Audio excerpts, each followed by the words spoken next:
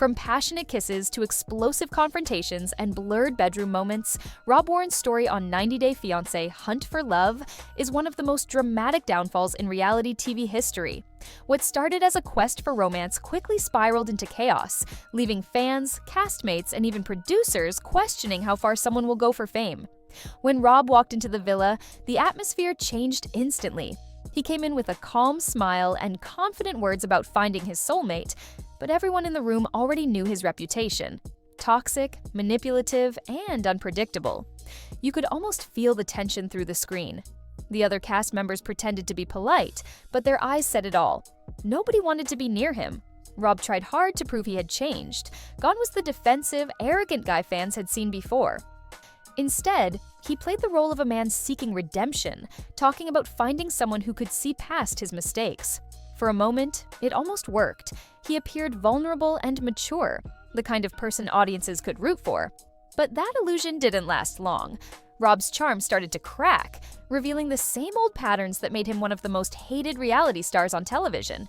His words didn't match his actions, and it didn't take long for fans online to remind everyone exactly who Rob Warren really was. Reddit threads exploded with posts dissecting every move he made. Fans called him a manipulator, a narcissist, and the definition of toxic masculinity. The backlash was brutal. Rob's solution? The block button. He started blocking critics left and right, bragging about it like it was some kind of superpower. His social media became a war zone, filled with rants about haters and long explanations that only made him look worse. It was clear that for someone who claimed not to care about public opinion, Rob cared a lot. But here's where things get even darker. Rob didn't just survive the hate, he profited from it. Instead of fading into obscurity, he turned his infamy into a business. His OnlyFans became a bizarre mix of personal rants, behind-the-scenes gossip, and content that blurred the line between confession and chaos. People subscribed, not out of love, but curiosity. They wanted to see what he would do next. It was hate-watching turned into a revenue stream. Somehow, Rob figured out how to monetize being disliked. Every scandal, every argument, and every bad decision became another opportunity for profit. When Rob returned to television for Hunt for Love, fans couldn't believe TLC gave him another chance, but producers knew exactly what they were doing. Rob was ratings gold, the perfect villain everyone loved to hate. His presence guaranteed drama, and viewers tuned in just to watch him crash and burn again. And that's exactly what happened. The moment he connected with Jennifer Terrazona, another controversial cast member, sparks flew. Their chemistry was undeniable, but so was the dysfunction. Watching them together was like watching a car crash. You didn't want to look, but you couldn't turn away. Their relationship quickly became one of the most talked-about storylines on the show, from steamy moments caught on camera to explosive arguments that left everyone uncomfortable. Their romance had everything producers could dream of. But behind the entertainment was something darker: two emotionally unstable people feeding off each other's chaos. Cast members whispered about their constant fights, sleepless nights, and the tension that filled the villa. Even fans began to worry that the line between TV drama and real emotional damage had completely disappeared. And then, as always, it all fell apart. Rob's insecurities, jealousy, and controlling behavior resurfaced. What should have been his redemption arc turned into another public meltdown. Jennifer eventually walked away, and Rob was left standing in the ruins of yet another failed relationship.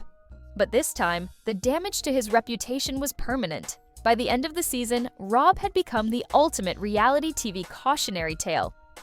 His story wasn't just about love gone wrong. It was about the dangers of fame without accountability. Fans didn't just dislike him because of his behavior. They saw pieces of their own toxic exes and manipulative partners in him. He represented the kind of man who refuses to grow up, who hurts people and plays the victim. Watching him was frustrating, not entertaining. Even after the cameras stopped rolling, Rob kept finding ways to stay in the spotlight. Every post, every rant, every minor scandal reignited the cycle of attention.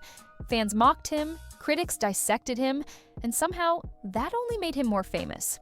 In a strange way, Rob had achieved what many reality stars dream of: lasting relevance, but it came at the cost of his reputation, his relationships, and maybe even his sanity. TLC's decision to keep featuring him says a lot about the reality TV industry. Controversy equals clicks, and hate is just as valuable as love. Rob became a product, someone the network could exploit for views, regardless of the personal toll. It's the dark truth of modern entertainment. Being hated can make you rich. Today, Rob's story stands as a reminder of how reality TV can blur the line between redemption and self-destruction. He wanted to find love, but what he really found was obsession with fame, attention, and control. The more he tried to fix his image, the worse it got. The sad truth is, Rob Warren didn't fall because the world turned on him. He fell because he couldn't stop performing. In the end, his greatest downfall wasn't what people thought of him. It was that he started believing his own act.